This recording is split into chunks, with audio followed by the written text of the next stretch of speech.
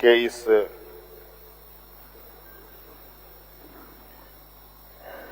अभ्यास का हिस्सा बन रहा हूं और हमारी पूरी पार्टी और पूरा गठबंधन दल आदरणीय चंपा सोरेन जी को समर्थन करता है और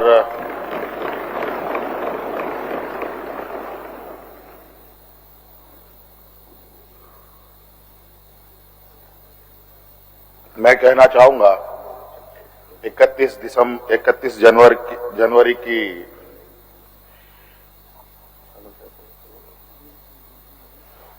जो काली रात, काला अध्याय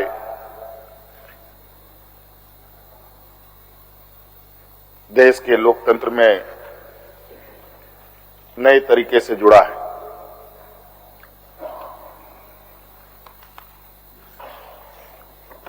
इकतीस तारीख रात को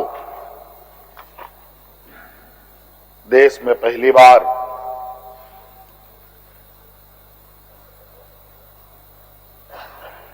किसी मुख्यमंत्री का या पूर्व मुख्यमंत्री का या किसी भी व्यक्ति का राजभवन के अंदर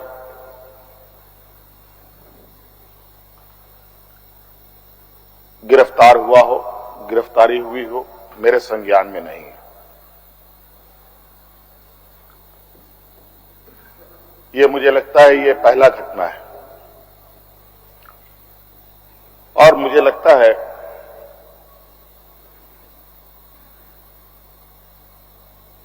इस घटना को अंजाम देने में कहीं ना कहीं राजभवन भी शामिल रहा है।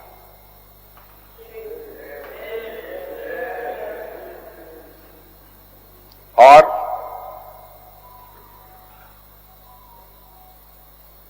जिस तरीके से ये घटना घटित हुई है, मैं बहुत आश्चर्यचकित हूं।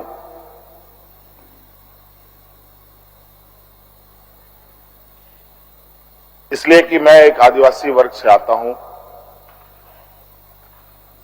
नियम, कायदे, कानून की जानकारी का थोड़ा अभाव रहता है।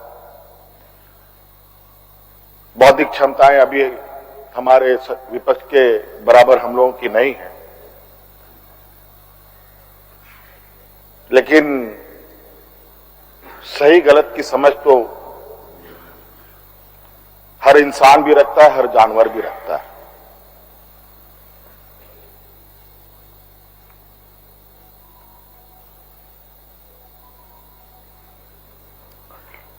अध्यक्ष महोदय, बड़ी सुनियोजित तरीके से, बड़े लंबे समय से 2022 से 31 तारीख को दिए गए अंजाम की पटकथा लिखी जा रही थी। बड़े तरीके से उस पकवान को बहुत धीमी आंच में पकाया जा रहा था,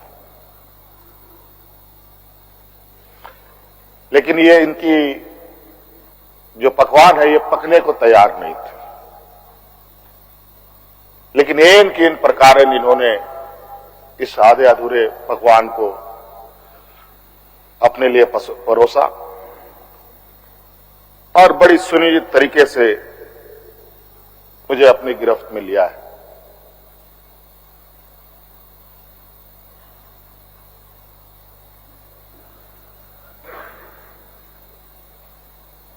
और आज कहीं ना कहीं ऐसा लगता है अध्यक्ष महोदय कि बाबा भीमराव अंबेडकर जी का जो सपना था कि सभी जात धर्म के लोग एक समान प्लेटफॉर्म पे आए, एक बराबरी और एक साथ चले, मुझे लगता है कि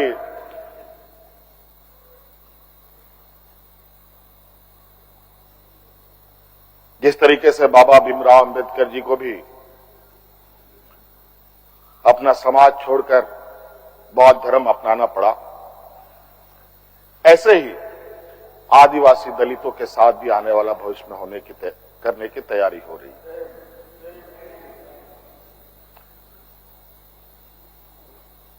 बड़ा सुनियोजित तरीके से अनेकों कालखंड को देखेंगे अध्यक्ष महोदय, जो इन आदिवासी, दलित, पिछड़े, अल्पसंख्यक के ऊपर अत्याचार हुए हैं, वो अत्याचार अध्यक्ष महोदय नए नए चेहरे, नए नए शक्ल, नए नए रूप में दिखते रहे हैं। आज उसी का जीता जागता उदाहरण 31 जनवरी को देखने को मिला है।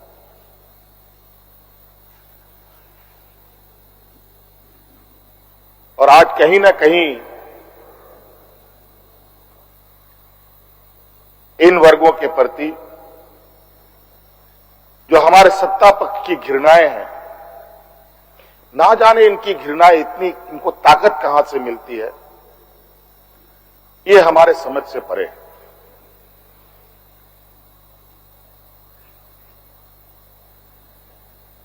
इतनी घृणा, इतना द्वेष का के प्रति है इनका आदिवासी दलितों के प्रति, कि आपको इससे अंदाजा होगा कि इन्हीं के पाले हुए तंत्र ये कहते शर्माते नहीं कि ये जंगल में थे तो जंगल में ही इनको रहना चाहिए। हम जंगल से बाहर आ गए, इनके बराबर बढ़ गए तो इनके कपड़े मैले होने लगते हैं। ये हमें अछूत दिखते हैं।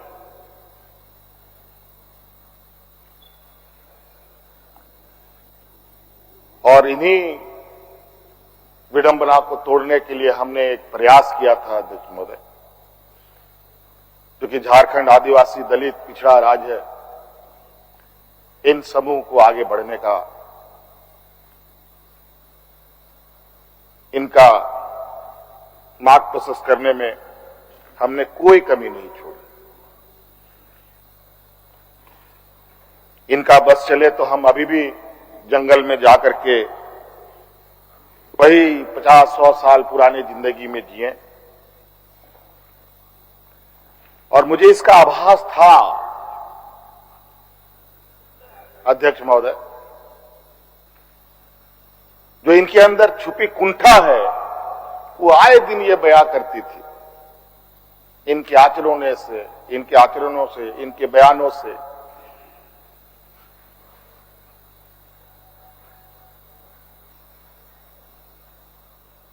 लेकिन हमने हार नहीं मानी है अध्यक्ष महोदय।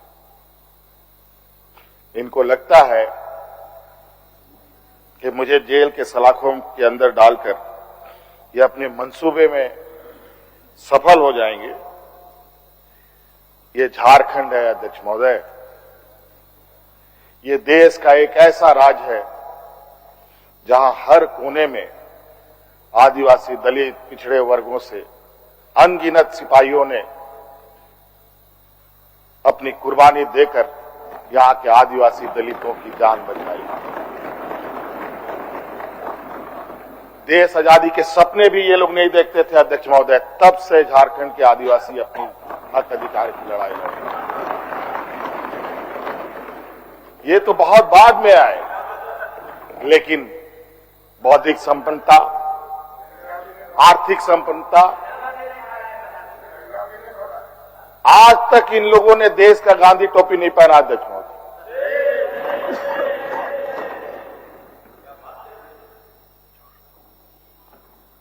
अध्यक्ष महोदय, ईडी, सीबीआई, इनकम टैक्स, जिनको देश के विशेष और काफी संवेदनशील व्यवस्थाएं कही जाती है, जहां करोड़ों रुपया, 12 लाख, 14 लाख करोड़ रुपया डकार कर इनके सहयोगी विदेश में जाके बैठे हैं, उनका एक बाल बाका करने का औकात इनके पास नहीं है। इनके पास औकात है देश के आदिवासी, दलित, पिछड़े के ऊपर और बेगुनाह लोगों पर, और उसमें भी गुनाह किया हो तब की बात तो अलग है, बेगुनाहों पर अत्याचार कर। आज मुझे किस लिए अरेस्ट किया गया अध्यक्ष महोदय? 8.5 एकड़ जमीन के घोटाले पर अगर है हिम्मत सदन में तो कागज पटक कर दिखाए कि 8.5 एकड़ का जमीन हेमंत सोरेन के नाम पर है। अगर होगा मैं उस दिन से राजनीति से इस्तीफा दे दूंगा। अध्यक्ष महोदय, जब राजनीतिक रूप से ये नहीं सकते हैं तो ऐसे ही बैकडोर से हमला करते हैं, पीठ पर हमला करते हैं। अध्यक्ष महोदय, मैं आंसू नहीं बहाऊं, आंसू वक्त के लिए रखूंगा। आप लोगों के लिए आंसू का कोई मतलब नहीं। आदिवासी दलितों का, पिछड़ों का, आदिवासी के आंसुओं का कोई मोल नहीं। वक्त आने पर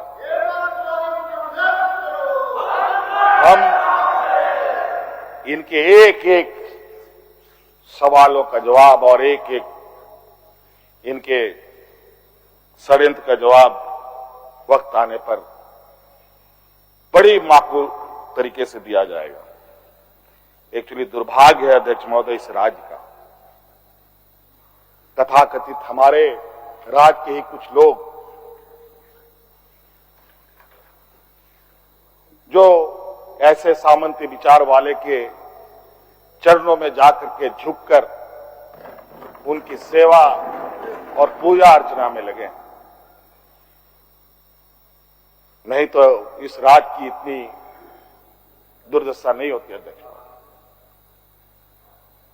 राज अलग हुए 23 साल हो रहे हैं, 24 साल हो गए। अध्यक्ष महोदय, किसने सबसे अधिक राज किया इस राज्य में?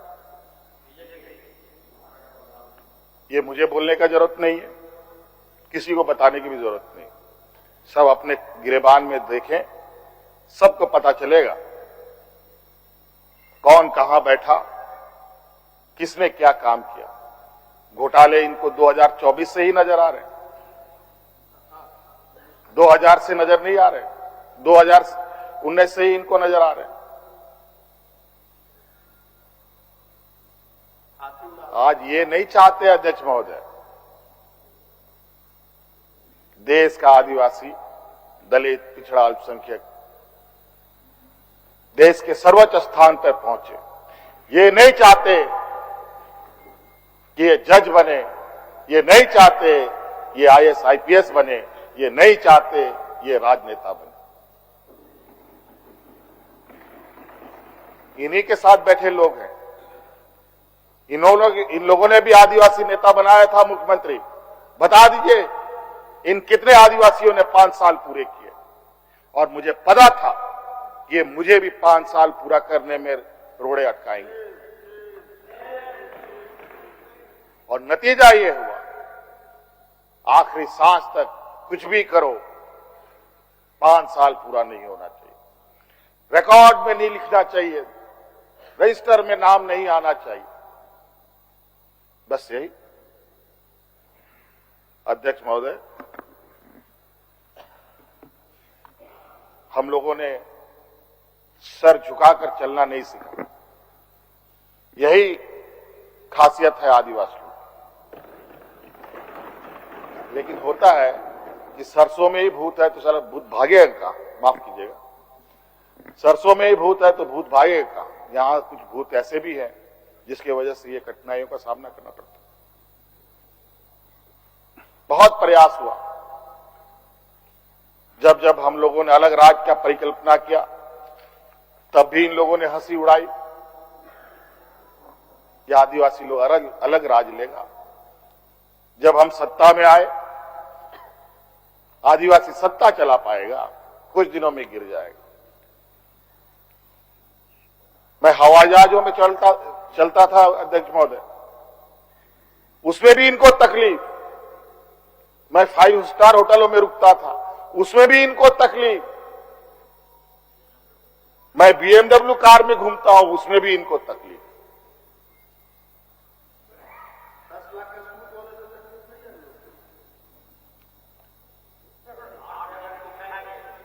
क्या कहावत है कि हम करें तो गुनाह, ये करें तो क्या, यही कहावत है। खैर छोड़िए। अध्यक्ष महोदय, बड़ा विचित्र स्थिति है। अब जो स्थिति दिखाई दे रहा है अध्यक्ष महोदय, कुल मिलाकर झारखंड के परिप्रेक्ष्य के अलावा पूरे देश के पैमाने में अब आदिवासी, दलित, पिछड़ा, अल्पसंख्यक सुरक्षित नहीं। विशेषकर झारखंड में तो यहां के खनिज संपदाओं को, जो वर्षों से इस पर लोगों की गिद्ध नजर है और आगे भी रहेगी, ये तो हम थे अध्यक्ष महोदय, ये बहुत फूक फूक करके उनको आगे बढ़ना पड़ता था। ये खुला दरवाजे की आदि हो चुके हैं, इनको कोई रोक टोक नहीं कर सकता। जो इनके सामने आएगा वो इसी तरीके के अंजाम से उसको गुजरना पड़ेगा। और इनको लगता है ऐसे अंजाम देने से झारखंड के लोग घबरा जाएंगे। ये आप लोगों की बहुत बड़ी भूल है, और इतनी बड़ी ये भूल होगी जो झारखंड का इतिहास आपको कभी माफ नहीं करेगा। अध्यक्ष महोदय,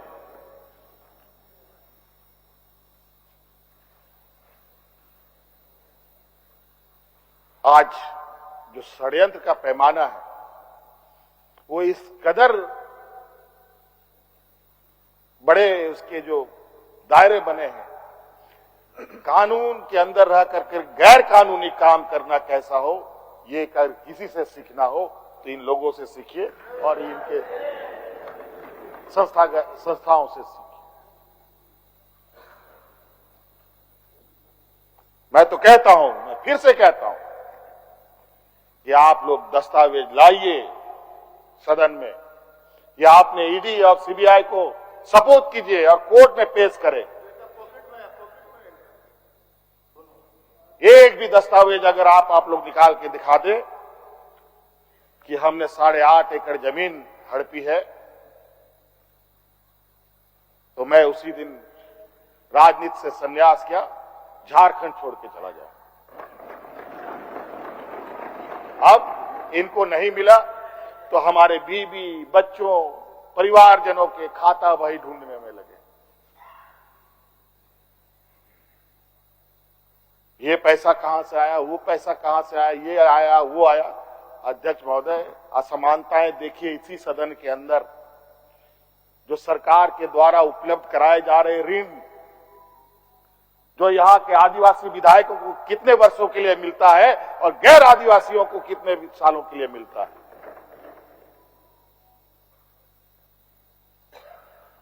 इस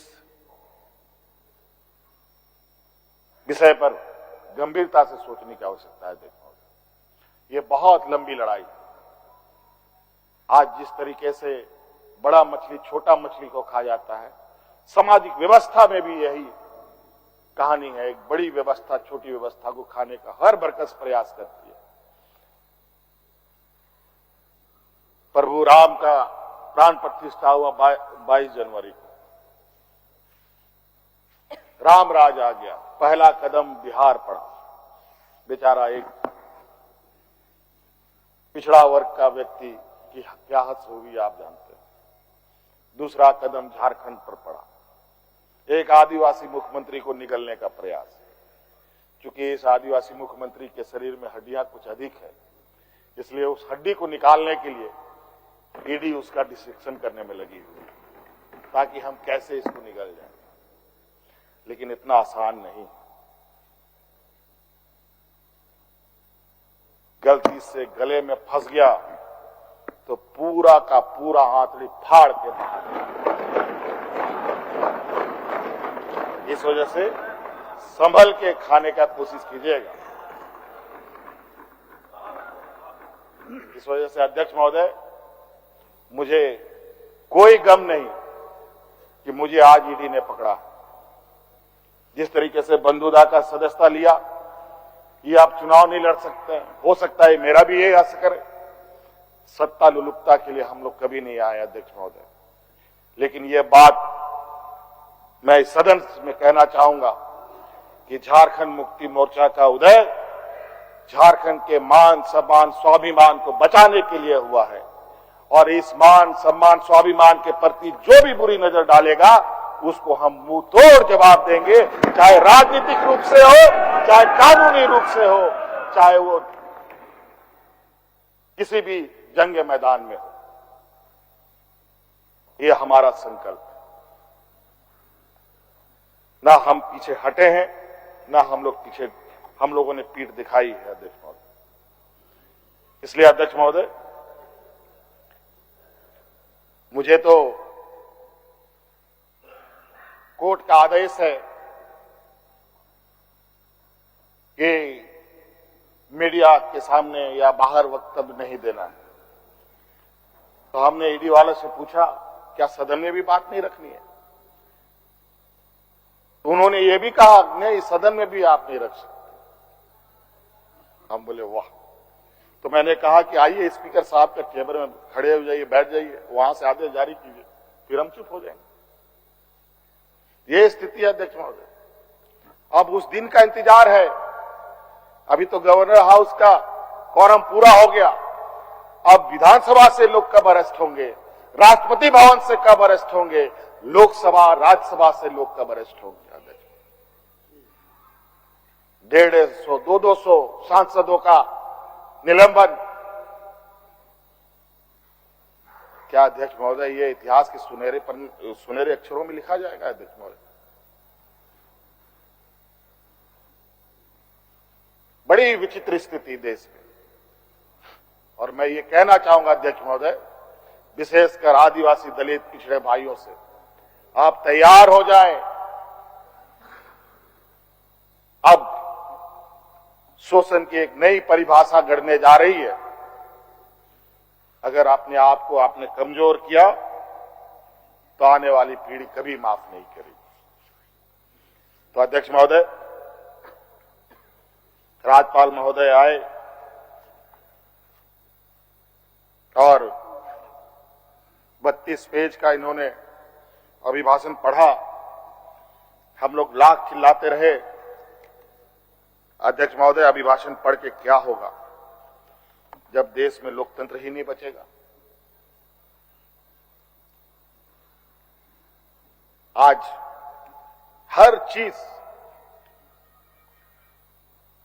पिछले दरवाजे से हो रहा है।